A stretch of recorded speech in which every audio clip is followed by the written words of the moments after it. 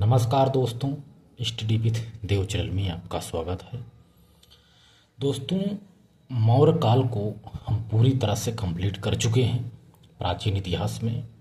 तो दोस्त, यदि ये सभी वीडियो जो लगभग 35 से 36 वीडियो हो गई हैं इस क्लास में, तो उनको पहले आप देख लीजिए, तब यहाँ से आप शुरू करिए दोस्तों, ठीक है। तो आज से शुरू करते हैं दोस्तों मौर्योत्तर काल। मौर्योत्तर काल, मौर्य काल के बाद मौर्योत्तर काल। तो इस मौर्योत्तर काल में दो प्रकार के हम शासक देखते हैं, यानी दो प्रकार के शासक देखने को मिलते हैं। एक देसी शासक जो अपने भारत देश के ही थे, तथा कुछ विदेशी शासक, ये लोग भी यहाँ पर शासन किए थे। तो देसी जो शासन था, शासक थे, ये लोग ब्राह्मण वंश थे। ये सभी, यह एक ब्राह्मण वंश था। जैसे शुंग वंश, ये भी देसी शासक थे।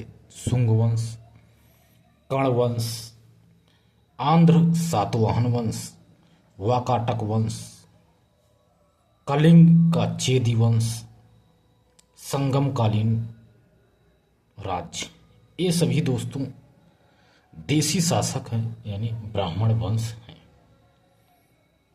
विदेशी शासक में दोस्तों जैसे हिंद यवन शासक, शक शासक, पहलव शासक और कुषाण शासक, ये विदेशी शासक हैं दोस्तों। तो दो प्रकार के हम शासक पे चर्चा करेंगे, देसी शासक और विदेशी शासक। तो सबसे पहले देखते हैं दोस्तों देसी शासक पे शुंग वंश। सबसे पहले शुंग वंश पे चर्चा करते हैं। 184 ईसा पूर्व से 75 ईसा पूर्व तक शुंग वंश के शासकों ने शासन किया था दोस्तों। शुंग वंश के संस्थापक थे पुष्यमित्र शुंग। पुष्यमित्र शुंग शुंग वंश के संस्थापक थे। 184 से 149 ईसा पूर्व तक इन्होंने शासन किया था। शुंग कालीन स्रोत, आइए देखते हैं शुंग कालीन स्रोत। शुंग कालीन स्रोत दो तरह के हैं, साहित्यिक स्रोत और पुरातात्विक स्रोत। साहित्यिक स्रोत के अंतर्गत दोस्तों भागवत पुराण, मनु स्मृति, महाभास, हर्षचरित, गार्गी संहिता, मालविकाग्निमित्र।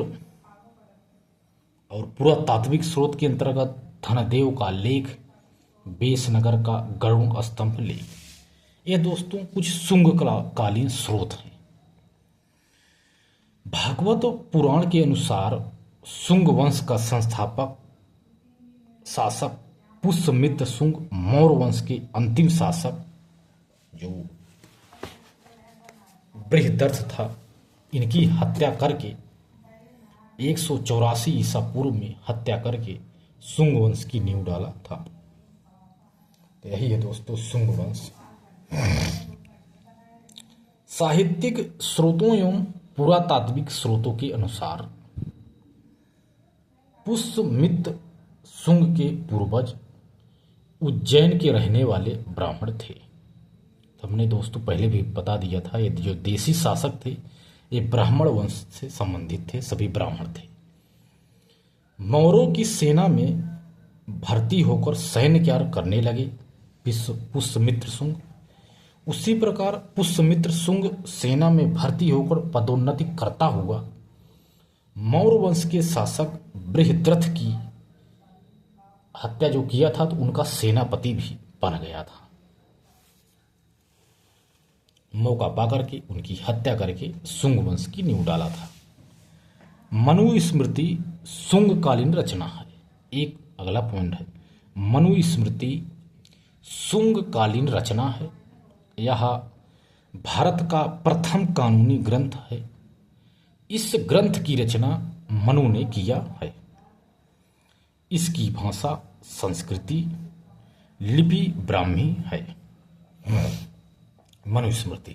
अगला पॉइंट है महाभास की रचना। महर्षि पातंजलि ने संस्कृत भाषा में की है? महाभाष्य की रचना महर्षि पातंजलि ने संस्कृत भाषा में की है। यह अष्टाध्यायी की टीका है। अष्टाध्यायी की टीका है।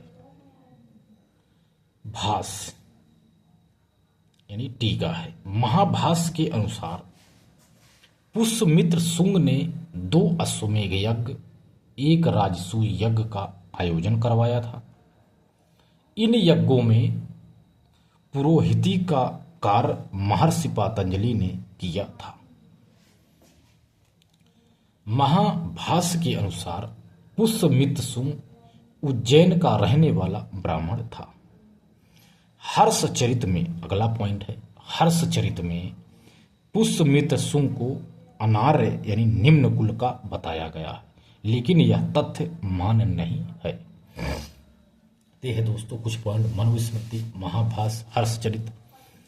आज से भी कुछ जानकारी मिलती है पुष्यमित्र शुंग के बारे में।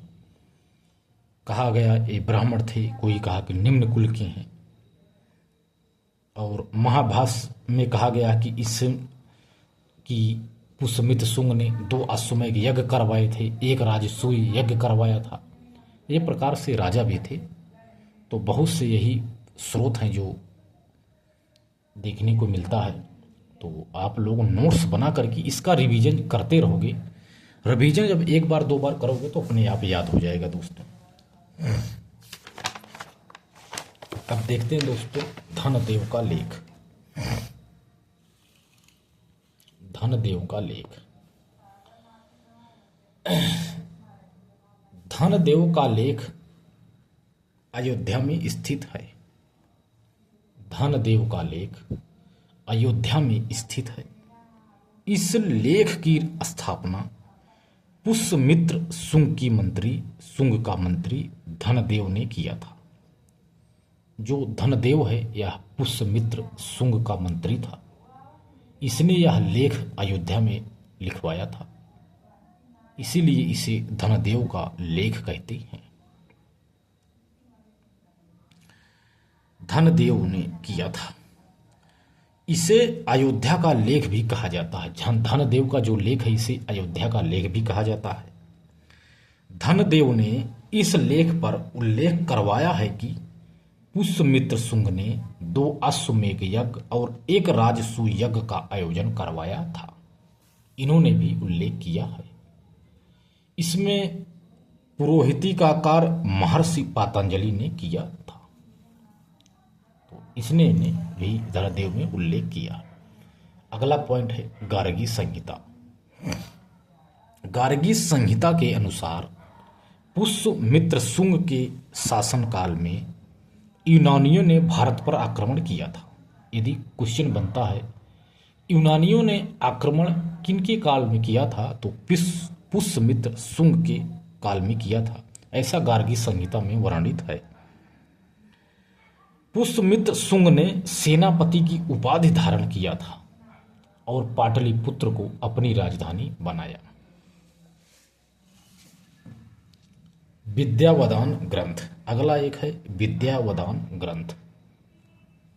बौद्ध धर्म के विद्यावदान नामक ग्रंथ के अनुसार पुष्यमित्र शुंग ने अशोक के 84,000 स्तूपों का विनाश करवा दिया और कहा कि जो एक बौद्ध भिक्षु के सिर काट कर लाएगा, देखो क्या कहा कि जो बौद्ध धर्म की विद्यावदान नामक ग्रंथ के अनुसार यह कहा गया है कि पुष्यमित्र शुंग ने अशोक ने जो 84,000 स्तूपों का निर्माण करवाया था उसको विनाश करवा दिया और कहा कि जो कोई भी सेनापति बौद्ध भिक्षु का, किसी बौद्ध भिक्षु का एक सिर काट कर ला कर देगा उसे मैं 100 दिनारे दूंगा।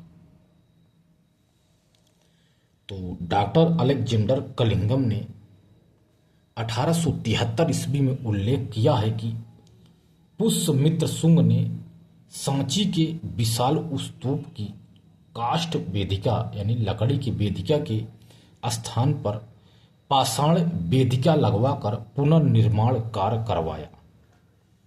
और 2 नए स्तूपों का निर्माण भी करवाया। और मध्य प्रदेश राज्य में सतना जिले में भरहुत नामक गांव के पास भरहुत के स्तूप का निर्माण भी करवाया था। तो एक तरह से यह विनाश भी करवाया था और कुछ का निर्माण भी कराया था। जो डॉक्टर अलेक्जेंडर कलिंघम थे, इन्होंने कहा था कि वो तो काफ़ी विनाश भी करवाया था, लेकिन सांची के विशाल स्तूप की काठ वेदिका जो बनी थी उसके स्थान पर पत्थर की वेदिका लगवाया था, निर्माण करवाया, 2 नए स्तूप भी बनवाया, भरहुत का स्तूप इन्होंने बनवाया, ऐसा इन्होंने वर्णन किया है। 149 ईसा पूर्व में पुष्यमित्र शुंग की मृत्यु हो जाती है। अब देखते हैं पुष्यमित्र शुंग के उत्तराधिकारी। पुष्यमित्र के उत्तराधिकारी होते हैं सबसे पहले अग्निमित्र, इसके बाद वसुमित्र, इसके बाद वज्रमित्र, फिर 9वां है भागभद्र। भागभद्र 9वें क्रम के हैं। इसके बाद देवभूति। ये पुष्यमित्र शुंग के उत्तराधिकारी हैं। कालिदास कृत मालविकाग्निमित्र के अनुसार अग्निमित्र के शासनकाल में उसका पुत्र वसुमित्र ने सिंधु नदी के तट पर यूनानियों को पराजित किया। अग्निमित्र ने विदिशा को अपनी राजधानी बनाया था। तो कालिदास ने मालविका अग्निमित्र, एक ग्रंथ है अग्निमित्र के ऊपर इन्होंने लिखा था। इन्होंने कहा था कि ये वसुमित्र जो था, अग्निमित्र का पुत्र वसुमित्र, इन्होंने सिंधु नदी के तट पर यूनानियों को पराजित किया था। और अग्निमित्र जो था, इन्होंने विदिशा को अपनी राजधानी बनाए थे। हिंद यवन शासक एंटियालकिड्स ने हेलियोडोरस नामक राजदूत को शुंग वंश के 9वें शासक भागभद्र के विदिशा दरबार में भेजा था। हेलियोडोरस ने बेसनगर के गरुण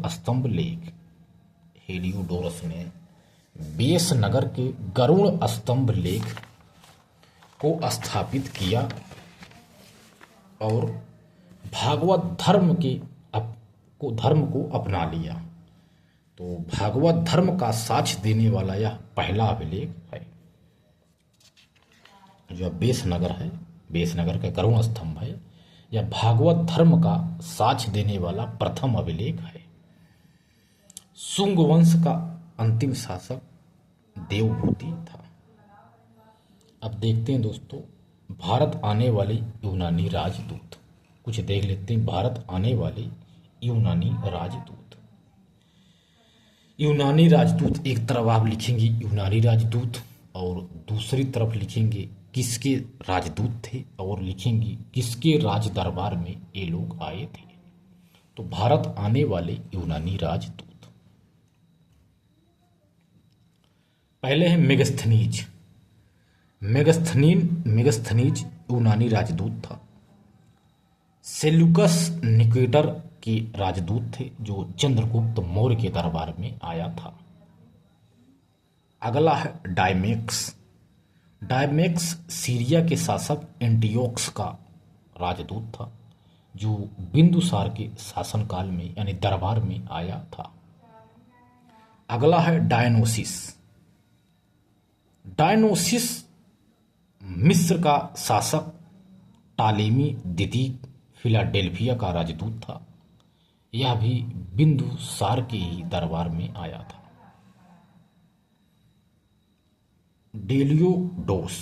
डेलियोडोस एंटियालकिड्स का राजदूत था। यह भागभद्र के शासनकाल में यानी उनके दरबार में आया था। शुंग वंश के शासकों ने संस्कृत भाषा को राजकीय संरक्षण प्रदान किया था। यह आप इम्पोर्टेंट है, नोट कर लेना।